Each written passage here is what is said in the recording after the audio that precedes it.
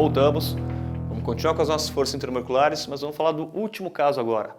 Vamos recapitular rapidinho.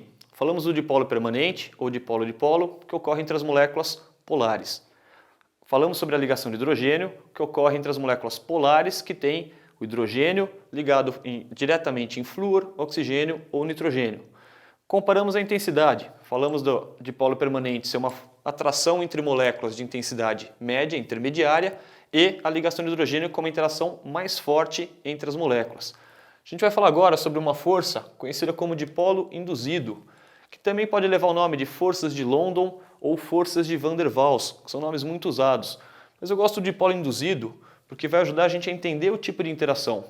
Ele é um pouquinho diferente agora no seu formato. Quando a gente falou das moléculas polares, a gente viu que nós tínhamos um lado positivo e um lado negativo na molécula, e essas cargas opostas se atraíam.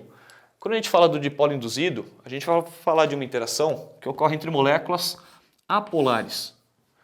Então, peraí, estou falando de uma atração entre moléculas. Nós estamos falando de uma molécula apolar, aquela molécula onde a soma dos vetores dava zero, ou seja, ela tinha uma distribuição de cargas homogênea. Como que eu vou conseguir uma atração entre duas moléculas? A questão aqui é um pouquinho diferente. Por exemplo, a molécula polar, vamos falar do Cl2.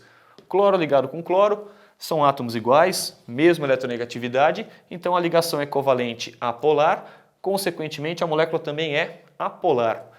Eu circulei aqui, gente, em torno dele aqui em amarelo, para a gente lembrar que não são só esses elétrons que existem nos átomos. Aqui a gente representou os elétrons compartilhados na ligação, mas existe aquela eletrosfera, aquela nuvem eletrônica em volta dele, aquela densidade eletrônica que numa molécula apolar fica distribuída de maneira uniforme. Numa molécula polar, ficava um lado mais negativo e um lado positivo. Se eu tenho na molécula apolar uma região aqui distribuída de maneira uniforme, a gente não tem aquela criação de cargas. Porém, não tem nada que force essa molécula a ficar o tempo todo dessa maneira. Diversos acontecimentos podem fazer com que essa nuvem sofra algum tipo de deformação. Por exemplo, uma molécula se aproximar da outra, a gente vai aproximar desse lado aqui da molécula, você também tem uma região com elétrons, que é negativa. Se eu aproximar duas moléculas, a tendência desses elétrons é se repelirem. Ao se repelirem, acaba causando uma pequena deformação nessa nuvem eletrônica. Uma pequena deformação que poderia ficar assim, por exemplo. Você pode ver que de uma maneira que era uniforme, ela passou para uma maneira que ela deixou de ser uniforme. Por quê? Algo pode ter se aproximado dessa molécula e ter repelido um pouquinho esses elétrons. Uma outra molécula, por exemplo, se eu aproximar esse cloro daqui, esses elétrons que estão nessa região podem se repelir com os elétrons dessa região e causar uma deformação da nuvem. Causando uma pequena deformação da nuvem, perceba que nós não tínhamos dipolo, não tinha carga. Porém, essa molécula, ao se aproximar de uma outra molécula, causou um dipolo temporário. Ela induziu uma molécula a ter dipolo.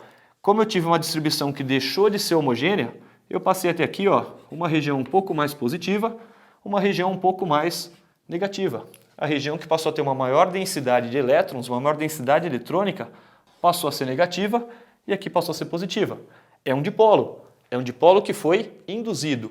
E essa molécula criando um dipolo, uma região negativa, se aproximando de uma próxima molécula, ela vai induzir com que a próxima molécula também tenha um dipolo.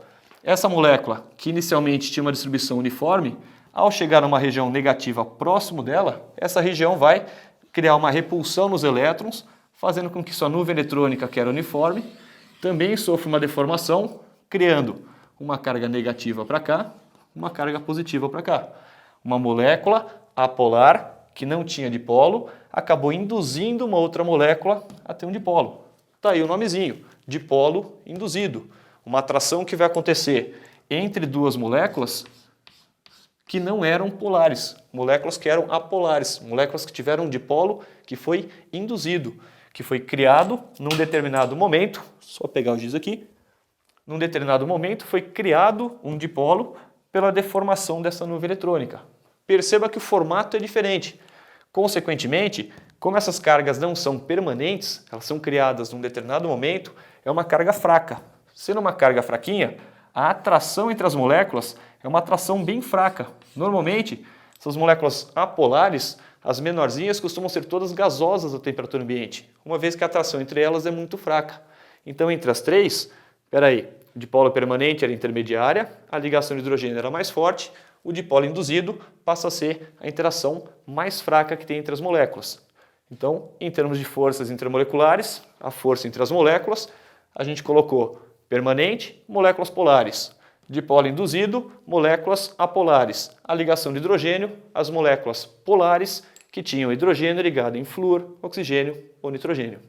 Beleza? Então é isso, gente. Encerramos nosso assunto forças intermoleculares. Espero que vocês tenham gostado. Até a próxima.